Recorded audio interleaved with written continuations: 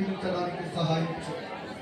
ఈ రోజున వారి పేరు నీ జీవ గ్రంథమందు లెక్కిస్తున్నందుకై నీకు వందనాలు చెల్లిస్తూ ఉన్నాం. అయ్యా దేవా, ఈ దినము మొదలుకొని వారి జీవిత కాలం అంతా ప్రభా ఏ స్థలములోనికి వెళ్ళినా, ఏ ప్రదేశానికి వెళ్ళినా నీకు ఒక సాక్షులుగా జీవించే భాగ్యమును దయచేయండి. ఆ యవనస్తుల పైన నీ కృపనుంచండి. ఆనాడు యోసేపు పైన ఉంచిన కృప, దానియేలు మీద ఉంచిన కృప, తిమోతి మీద ఉంచిన కృప, అయ్యా యవనస్తుల ముగ్గురు బిడ్డల పైన నీ కృపను ఉంచండి. అయ్యా ఇదిగో వారిని నీ దీవెన చేత నింపండి. మరి ముఖ్యంగా 6వ తారీఖు వివాహం కొరకు సిద్ధపడిన బిడ్డలు నీ చేతులకు అప్పగిస్తున్నాం.